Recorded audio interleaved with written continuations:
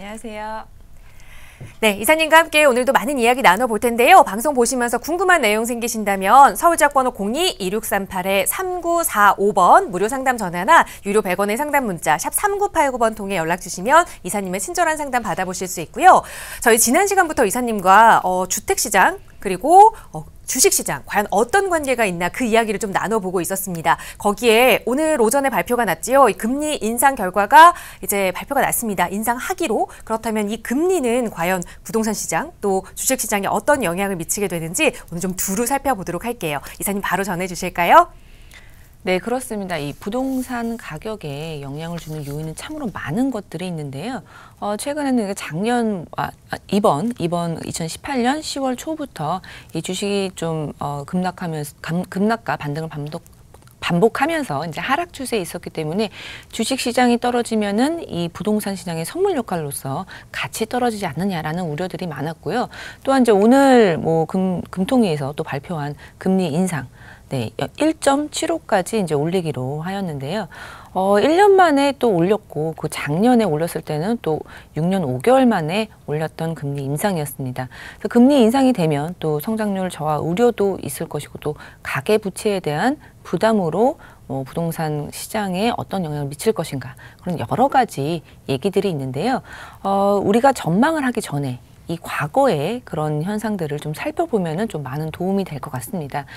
그래서 이 부동산 시장을 주도하는 그 세계 동조화 현상으로서 그 미국 시장이 이제 그 중심에 있는데요. 그래서 이 미국 시장의 부동산과 주식과의 관계, 그리고 금리의 관계를 좀 알아보는 시간을 갖도록 하겠습니다. 그래서 첫 번째로는 여러 시간에 걸쳐서 좀 말씀을 드릴 건데요. 첫 번째로 전 세계 부동산 시장 동조화를 이끌고 있는 미국 시장을 먼저 볼 것입니다. 그리고 이제 한국의 사례를 볼 텐데요. 세부적으로는 이제 주식과 부동산의 관계, 이 시계열로 이 과거를 짚어볼 텐데 1년 단위, 그리고 5년 단위, 10년 단위, 30년 단위까지 말씀을 드리도록 하겠고요. 또한 금리와 주식과 부동산의 관계, 금리와 주식의 관계, 그리고 금리와 부동산의 관계도 긴 시계열 동안에 걸쳐서 어떻게 움직였는지에 대해서 좀 꼼꼼하게 짚어보도록 하겠습니다. 그리고 두 번째로 한국의 사례를 볼 때는 이 금리와 주식, 금리와 부동산, 그리고 주식과 부동산 18년 동안의 그런 시계열을 좀 살펴보도록 하겠습니다. 네, 일단 먼저 주식과 부동산의 관계, 미국의 사례입니다. 네, 미국의 사례에 대해서 좀 말씀을 드리겠는데요.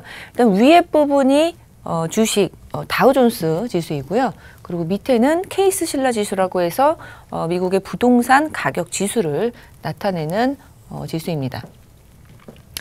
네, 1년 동안의 그 흐름을 보면요. 1년 전 2017년 11월부터 이 주식시장 같은 경우에는 상승하는 기조에 있었습니다. 그러다가 올해 2월에 급락을 하면서 다시 한 5, 6개월간 이 박스권에서 횡보하는 모습을 볼 수 있습니다. 그러면서 다시 올해 7월부터 상승을 했다가 10월에 갑자기 이제 흔들리면서 떨어졌다가 다시 반등했다가 다시 좀 살짝 떨어지고 있는 그런 모습을 볼 수 있겠는데요. 그러면은 그 기간 동안에 이 미국의 집값은 어떻게 움직였는지를 한번 봐보면요. 작년부터 해서 완만한 그런 상승하고 있는 것을 볼 수 있겠고요. 올해 1월, 네, 올해 1월에 한 번 틉니다.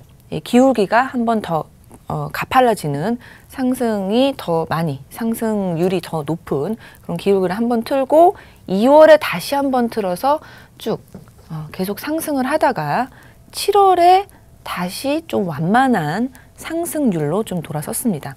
근데 우리나라 세계 동조화를 이끄는 것이 바로 이제 미국이라고 말씀을 드렸는데 여기서도 볼 수 있는 게 우리나라도 부동산 시장이 움직였던 그런 과거를 살펴보면요. 올 1월에 굉장히 많이 상승했고 2월부터 해서 가파른 상승세에 있다라는 것을 기억해낼 수 있을 것입니다. 그래서 이 주식 시장과 이 부동산 시장에 대해서 어떤 관계가 있는지를 살펴본다면 주식이 상승했을 때, 네, 주식이 상승했을 때, 그리고 주식이 횡보할 때, 부동산 시장은 사실 완만하게 상승을 했다가 다시 가파른 상승세로 이렇게 돌아선 사실은 뭐 크게 상관이 없는 것으로 좀 보여지고요. 최근에 뉴스를 보면은 이 주식이 빠지니까 주식이 빠지는 것이 전조다, 부동산의 전조다 해서 부동산도 같이 빠진다, 같이 움직인다라는 그런 얘기들이 있는데 1년간의 그런 시계열을 관찰해 보면은 그런 것은 아닌 것으로 무관한 것으로 좀 볼 수 있겠고요.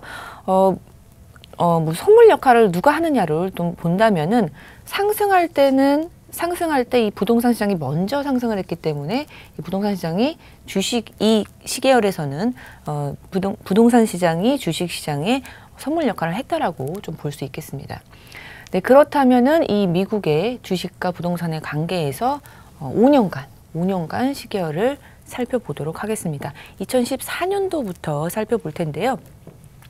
예, 주식시장 같은 경우에는 대체적으로 좀 횡보하는 모습을 변동성은 굉장히 많이, 플럭추에이션은 굉장히 많이 이제 있지만 좀 횡보하는 모습을 보여지는데 2014년도부터 2016년도 한 6월까지 좀 횡보하는 모습을 보이다가 여기서부터 2016년도 6월부터 지금까지 계속 대세 상승기라고 볼 수 있겠습니다. 박스권을 그리고는 있지만 이 추세 자체가 상승하는 그런 기조에 있는 것으로 보여지고요. 최근도 뭐 빠졌다고는 하지만 이 트렌드에서 크게 벗어나지 않는 것으로 보여집니다. 그렇다면 그 기간 동안에 이 5년 동안의 부동산 시장은 어떻게 바뀌었는지를 한번 살펴보면요. 전체적으로 보면은 상승기라고 볼 수 있는, 상승 추세에 있다라고 볼 수 있는데요. 그 상승할 때 계단식으로 상승을 합니다. 올랐다가 기간 조정 있다가 올랐다가 기간 조정 있다가 올랐다가 기간 조정 있다가 한 6개월 정도 단위로 상승했다가 6개월은 기간 조정. 사실은 가격이 올랐다가 가격이 떨어지는 그런 가격 조정이 아니고요. 기간 조정을 받는 횡보하는 모습을 보여주는 것으로서 큰 그림으로 본다면은 우상향하는 것으로 볼 수 있겠습니다. 예, 여기서도 이 주식시장이 횡보할 시기 그리고 주식시장이 상승하는 시기와 좀 부동산 시장은 무관하게 진행을 하는 것으로 볼 수가 있겠습니다. 네, 그렇다면은 10년간으로 한번 보겠습니다. 네, 10년간 미국 시장입니다. 위에는 주식 그리고 밑에는 케이스실러 지수인 부동산 시장이라고 볼 수 있겠는데요. 2009년도부터 해서 상승 그리고 계속 상승하는 모습을 볼 수 있는데 부동산 시장 같은 경우에는 2008년도에 금융위기가 있고 나서 이 계속 하락 시기였습니다. 언제까지냐면은 2012년까지 하락 시기였고요. 2012년부터 지금까지 아까 말씀드렸던 그런 계산식 상승하는 것으로 상승했다가 기간 조정, 상승했다 기간 조정, 지금 기간 조정인 그 시기인 것으로 볼 수가 있겠고요. 여기서도 그 부동산이 이제 상대적으로 안전한 자산이라고 또 얘기할 수 있는 부분이 굉장히 한번 방향을 틀면 쭉 가게 되는 그런 모습을 볼 수 있겠고요. 이 2012년부터 지금까지는 이 부동산 주식시장도 그렇고 부동산 시장도 그렇고 대세 상승기라고 볼 수 있겠습니다. 시간 관계상 오늘은 여기까지 마무리하도록 하겠고요. 다음 시간에 이 주식과 부동산의 관계 30년 단위 그리고 뭐 금리와의 관계까지도 말씀드리도록 하겠습니다.